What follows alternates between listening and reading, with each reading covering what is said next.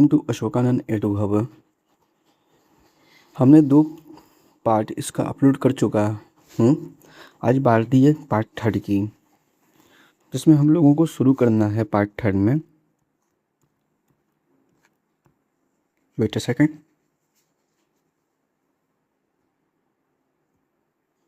हम लोग देख चुके थे ये सारी चीज़ें।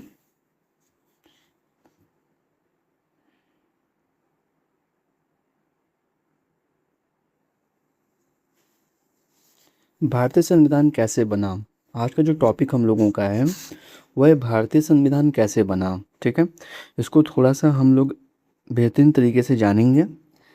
आइए देखें कि भारतीय संविधान कैसे बना। औपचारिक रूप से एक संविधान सभा ने संविधान को बनाया। मतलब भारत का संविधान अगर बनाया गया है तो एक संविधान सभा के द्वारा बनाया गया है। ठीक है, संविधान सभा में कुछ सदस्य थे जिसे अविभाजित भारत में निर्वाचित किया गया था। इसकी पहली बैठक 9 दिसंबर 1946 को हुई और फिर 14 अगस्त 1947 को विभाजित भारत के बाद, मतलब 14 अगस्त 1947 को भारत और पाकिस्तान विभाजित भारत का मतलब यहाँ पे ये है कि संविधान सभा के रूप में इसकी पुनः बैठक हुई। संविधान सभा के सदस्य 1935 में स्थापित प्रांतीय विधानसभाओं के सदस्यों द्वारा अप्रत्यक्ष विधि से चुने गए। ठीक है, जो 1935 में स्थापित प्रांतीय विधानसभाएं जो हुई थी 1995 वाला जो हम लोग एक्ट पढ़ते हैं, उसके अनुसार सदस्यों द्वारा अप्रत्यक्ष विधि से चुने गए। संविधान सभा की रचना लगभग उसी योजना के अनुसार हुई जिसे ब्रिटिश मंत्रिमंडल की एक समिति, जिसे हम कैबिनेट मिशन ने प्रस्ताव किया था। इस योजना के अनुसार प्रत्येक प्रांत इस योजना के अनुसार प्रत्येक प्रांत देशी रियासतों के समूह को उनकी जनसंख्या के अनुपात में सीटें दी गईं। मोटे तौर पर 10 लाख की जनसंख्या पर एक सीट का अनुपात रखा गया। मतलब 10 लाख पॉपुलेशन और उस पर एक रिप्रेजेंटेटिव, इस प्रकार का यहाँ पर चुनाव किया गया। इस प्रकार से हुए। ठीक है, परिणाम स्वरूप ब्रिटिश सरकार के प्रत्यक्ष शासन वाले प्रांतों को 292 सदस्य चुनने थे। मतलब कि जो सदस्यों का बंटवारा, जो सीटों का बंटवारा हुआ, उसके अनुसार 292 सीट निकल कर आया। ठीक है, तथा देशी रियासतों को न्यूनतम कम से कम 93 सीटें आवंटित की गईं। और प्रत्येक प्रांत की जो सीटें थीं वो 3 प्रमुख समुदाय, मुस्लिम, सिख और जनरल सामान्य, में उनकी जनसंख्या के अनुपात में बांट दिया गया। प्रांतीय विधान सभाओं में प्रत्येक समुदायों के सदस्यों ने अपने प्रतिनिधि को चुना और इसके लिए उन्होंने समानुपातिक प्रतिनिधित्व प्रणाली और एकल संक्रमणीय मत पद्धति, सिंगल ट्रांसफरेबल वोट सिस्टम, इसको इंग्लिश में कहते हैं। ठीक है, इसको इन्होंने अपनाया। और क्या बोलते हैं इसको, समानुपातिक प्रतिनिधित्व को, पीआर। अच्छा, बता देंगे चलो। देशी रियासतों के प्रतिनिधियों ने के चुनाव का तरीका उनके परामर्श से तय किया गया। अध्याय के पिछले भाग में उन तीनों कारकों का पर प्रकाश डाला गया है जो संविधान को प्रभावी और सामान्य के योग्य बनाते हैं। मतलब कैसा होना चाहिए, राजा का क्या स्वभाव होना चाहिए, उसको कैसी शक्ति देनी चाहिए, क्या सारे शक्ति एक जगह केंद्र कर दे, मतलब सेंट्रलाइज कर देने चाहिए, इसको यहाँ पे बताया गया है। भारतीय संविधान इस परीक्षा में किस हद तक कामयाब है, अधिक जानकारी के लिए आपको ये देखना पड़ेगा, अपने देखिएगा। खैर, हम लोग इसको और अच्छे से पढ़ेंगे आगे। ठीक है ना। ये भीमराव अम्बेडकर का एक स्टेटमेंट है कि अपने राजनीतिक लोकतंत्र को हमें सामाजिक लोकतंत्र का रूप भी देना चाहिए। राजनीतिक लोकतंत्र तब तक स्थायी नहीं रह सकता है जब तक कि उसका आधार सामाजिक लोकतंत्र ना हो। सामाजिक लोकतंत्र क्या है सोशल डेमोक्रेसी। तो क्या अर्थ है इसका? अर्थ जीवन के उस मार्ग से है जो स्वतंत्रता, समानता और बंधुता को जीवन के सिद्धांतों के रूप में स्वीकार करता है। स्वतंत्रता, समता और बंधुता के सिद्धांतों को इन तीनों के एक संयुक्त रूप से पृथक पृथक रूपों में नहीं समझना चाहिए। ये तीनों मिलकर ही एक ऐसा संयुक्त रूप बनाते हैं। इनमें से एक को दूसरे से अलग होना लोकतंत्र के मूल प्रयोजन को ही विफल कर देना है। स्वतंत्रता को समता से अलग नहीं किया जा सकता है। समता को स्वतंत्रता से अलग नहीं किया जा सकता है और न ही स्वतंत्रता समता को बंधुता से अलग किया जा सकता है, क्यों तीनों पैरेलल वर्ड हैं। इंडिपेंडेंट स्वतंत्रता, समता मतलब इक्वालिटी, बंधुता मतलब भाईचारा, ब्रदरहुड, तो जब ये तीनों एक साथ मिलेंगे तभी एक आपका क्या बोला जाए गुड डेमोक्रेसी का निर्माण होता है। समता विहीन स्वतंत्रता कुछ व्यक्तियों की अनेक व्यक्तियों पर प्रभुता को जन्म देगी। स्वतंत्रता विहीन समता व्यक्तिगत पहल को नष्ट कर देगी। बंधुता के बिना स्वतंत्रता और समता अपना स्वाभाविक मार्ग ग्रहण नहीं कर सकते हैं। ये भीमराव अम्बेडकर जी का स्टेटमेंट है। क्या आपकी कक्षा में स्वतंत्रता, समता और बंधुता के सिद्धांतों को व्यवहार में लाया जाता है? इनको एक साथ व्यवहार में लाया जा सकता है अपने साथियों से चर्चा कीजिए। देखिए, आपके स्कूल में, आपकी कक्षा में हैं बेंच एक समान है, ऐसा तो नहीं है किसी कुछ बच्चों के लिए लंबे बेंच हैं या नाटे बेंच हैं कुछ बच्चों के लिए सोफ़ा लगे हुए हैं, ऐसा तो है नहीं। प्लस उसके बाद सारे बच्चों के लिए एक इक्वालिटी वहाँ पर, मतलब किसी भी रीजन, किसी भी सोसाइटी, किसी भी कास्ट, किसी भी जेंडर से अगर आप बिलोंग करते हैं तो सबके लिए एक इक्वल ट्रीटमेंट किया जाता है। समता भी है, स्वतंत्रता भी है और बंधुता भी है, इसका यही मतलब हुआ। संविधान का स्वरूप है 3 जून 1947 की योजना के अनुसार विभाजन के बाद वे सभी प्रतिनिधि संविधान सभा के सदस्य नहीं रहे जो पाकिस्तान के क्षेत्रों से चुनकर आए थे। देखिए, 3 जून 1947, ठीक है, इस योजना के अनुसार जब विभाजन हो गया और उसके बाद वे सभी प्रतिनिधि संविधान सभा के सदस्य नहीं रहे हैं जो पाकिस्तान के क्षेत्रों से चुनकर आए थे। आप पाकिस्तान से चुनकर आ गए तो भारत में आप पे कहाँ ज़रूरत है, ठीक है। संविधान सभा के वास्तविक सदस्यों की संख्या घटकर 299 रहे थे। शुरू में 389 थे सदस्य, ध्यान दीजिएगा, ठीक है। और लेकिन जब संविधान सभा जब विभाजन हो गया उसके बाद 299 सदस्य रह गए। इनमें से 26 नवंबर 1949 को कुल 284 सदस्य उपस्थित थे। इन्होंने ही अंतिम रूप से पालित संविधान पर अपने हस्ताक्षर किए हैं। मतलब 284 मेंबर्स का ही इस पर हस्ताक्षर है। इस प्रकार इस उपमहाद्वीप में विभाजन से उपजे विभीषिका और हिंसा के बीच संविधान निर्माण का काम हुआ। विभाजन से भी उपजी विभीषिका और हिंसा, जो इंडिया और पाकिस्तान का जो बंटवारा हुआ और उससे जो क्या बोला जाए जो नरसंहार हुए, ठीक है, तो उसी बीच हमारा संविधान बना। लेकिन संविधान निर्माताओं के धैर्य की प्रशंसा करनी पड़ेगी क्योंकि उन्होंने न केवल अत्यधिक दबाव में एक संविधान बनाया बल्कि विभाजन के कारण हुई अकल्पनीय हिंसा से सही सबक भी लिया। भारत के संविधान में नागरिकता की एक नई अवधारणा प्रस्तुत की।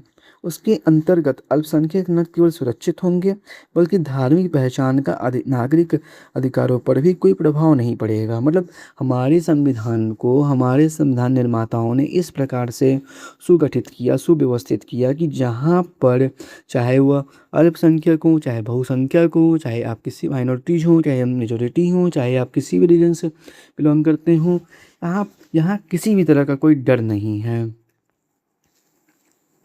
लेकिन संविधान के गठन का यह विवरण केवल सतही पर ही हमें बताता है कि संविधान वास्तव में बना कैसे। यद्यपि हमारे संविधान सभा के सदस्य सार्वभौमिक व्यस्त मताधिकार के आधार पर नहीं चुने गए थे, पर उसे ज़्यादा से ज़्यादा प्रतिनिधि परक बनाने का गंभीर प्रयास किया गया। सभी धर्मों के सदस्यों को ऊपर बताई गई विधि से प्रतिनिधित्व दिया गया। इसके अतिरिक्त संविधान सभा में अनुसूचित जातियों के 28 सदस्य थे। मतलब माइनॉरिटीज से जो सदस्य थे, अनुसूचित जातियों में शेड्यूल कास्ट सदस्य 28 सदस्य थे। जहाँ तक राजनीतिक दलों का सवाल है, विभाजन के बाद संविधान सभा में कांग्रेस का वर्चस्व था।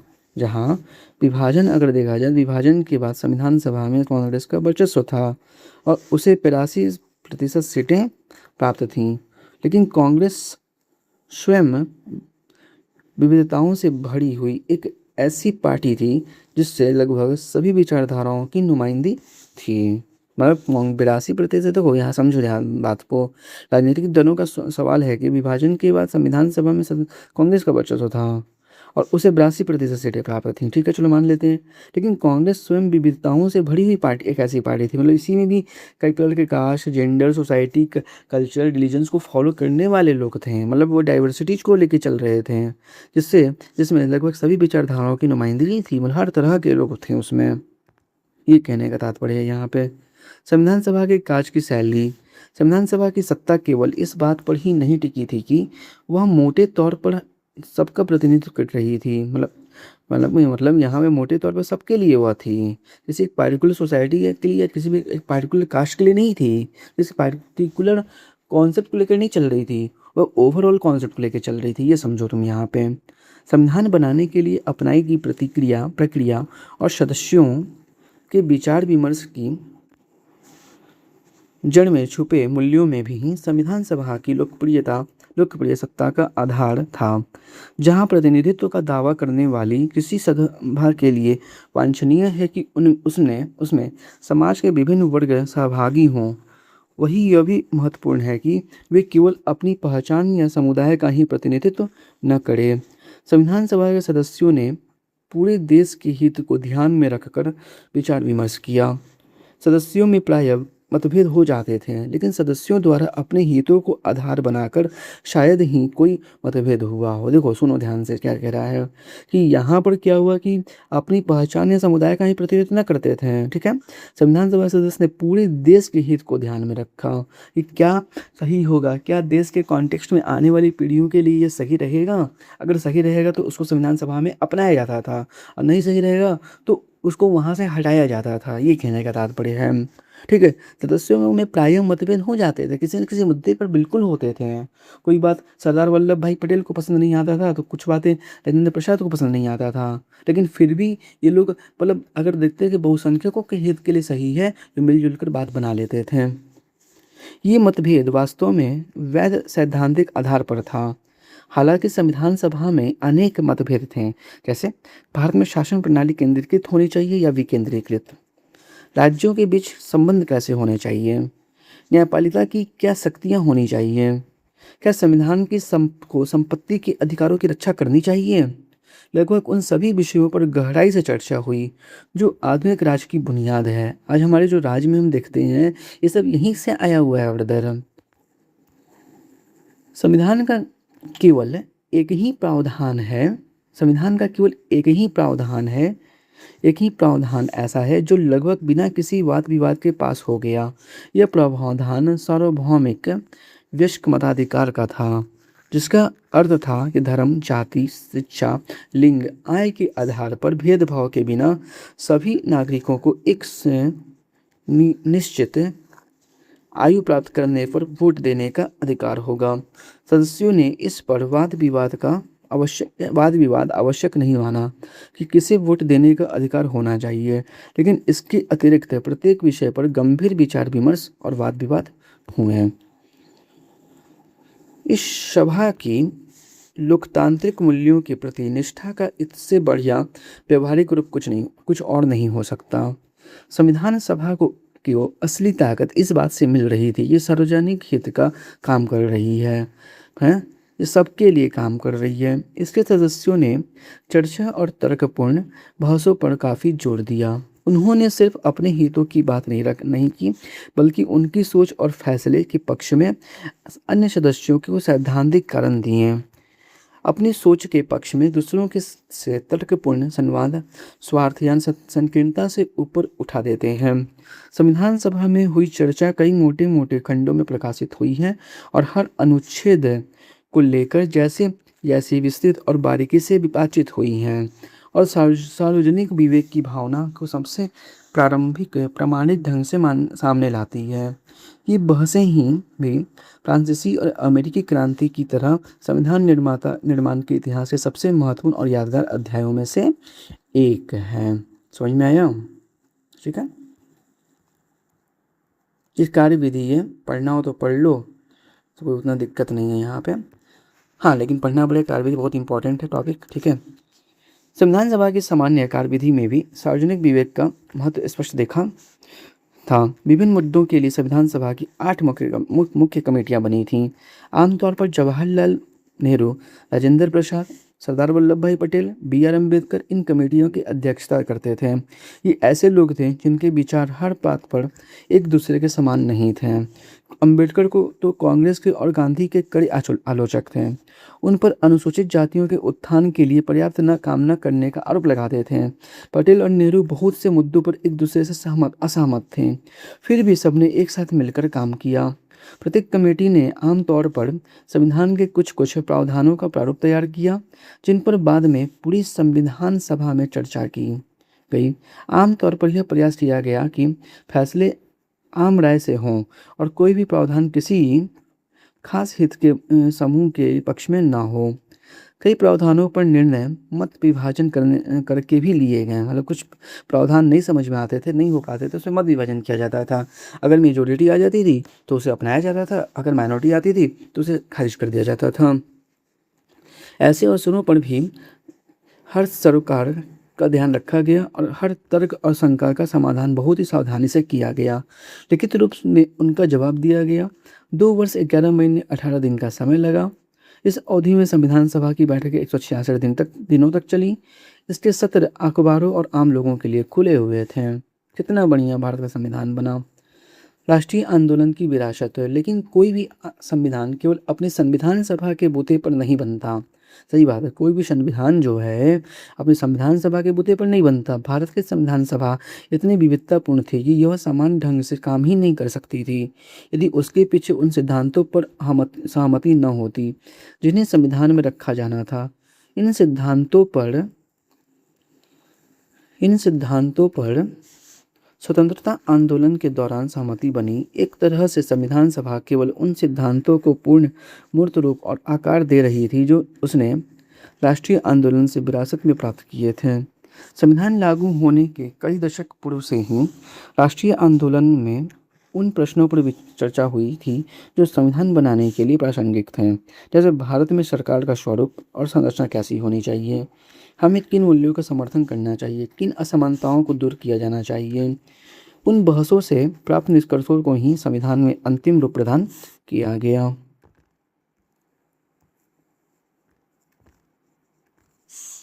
संविधान राष्ट्रीय आंदोलन में से जिन सिद्धांतों को संविधान सभा में लाया गया उसका सर्वोत्तम सारांश हमें नेहरू द्वारा 1946 से प्रस्तुत उद्देश्य प्रस्ताव में मिलता है। ठीक है, क्या है उद्देश्य प्रस्ताव? उद्देश्य प्रस्ताव का मतलब क्या हुआ? 9 दिसंबर 1946। ठीक है, पहला दिन मीटिंग हुई। 9 दिसंबर 1946 पहला दिन मीटिंग हुई। ठीक है, इस दिन डॉक्टर सच्चिदानंद सिन्हा जो सबसे वयोवृद्ध वरिष्ठ नागरिक थे उनको संविधान सभा का अस्थायी अध्यक्ष बनाया गया। फिर बात होती है 11 दिसंबर की 1946 के दिन ही। 11 दिसंबर के दिन एक परमानेंट स्थायी अध्यक्ष का चुनाव किया गया और इसमें डॉक्टर राजेंद्र प्रसाद को स्थायी अध्यक्ष बनाया गया। फिर बात होती है 13 दिसंबर के दिन। तो 13 दिसंबर के दिन ही आपका ये उद्देश्य प्रस्ताव को जवाहरलाल नेहरू ने संसद मतलब कि संविधान सभा के द्वारा संविधान सभा में प्रस्तुत किया, मतलब पढ़ा कि हमारे संविधान कैसे बनना चाहिए और कब से बनना काम स्टार्ट होगा। इस प्रस्ताव में संविधान सभा के उद्देश्यों को परिभाषित किया गया था। इस प्रस्ताव में संविधान की सभी आकांक्षाओं और मूल्यों को समाहित किया गया था। पिछले भाग में जिसे संविधान के मौलिक प्रावधान कहा गया था वह वास्तव में उद्देश्य प्रस्ताव में समाहित मूल्यों से प्रेरित और उनका सारांश है। इसी प्रस्ताव के आधार पर हमें संविधान में समानता, स्वतंत्रता, लोकतंत्र, संप्रभुत्व और एक सार्वजनीय पहचान जैसी बुनियादी प्रतिबद्धताओं को संस्थागत स्वरूप दिया गया। अतः हमारा संविधान केवल नियमों और प्रतिक्रियाओं की भूल भुलैया नहीं है, बल्कि यह एक ऐसी सरकार बनाने की नैतिक प्रतिबद्धता है जो राष्ट्रीय आंदोलन में लोगों को दिए गए आश्वासनों को पूरा करेगी। संविधान को प्रभावी बनाने का तीसरा जो कारक किया है संस्थागत व्यवस्थाएं कि सरकार की सभी संस्थाओं की संतुलित ढंग से व्यवस्थित किया गया है। मूल सिद्धांत यह रखा गया कि सरकार लोकतांत्रिक रहे और जन कल्याण के लिए प्रतिबद्ध हो। संविधान सभा ने शासन के विभिन्न अंगों विधायिका, कार्यपालिका और न्यायपालिका के बीच समुचित संतुलन स्थापित करने के लिए विचार मंथन किया गया। संविधान सभा ने स्थानीय शासन व्यवस्था और संघात्मक व्यवस्था को स्वीकार किया जो कि एक विधायिका और कार्यपालिका के बीच, दूसरी ओर केंद्रीय सरकार और राज्यों के बीच शक्तियों का वितरण करती है।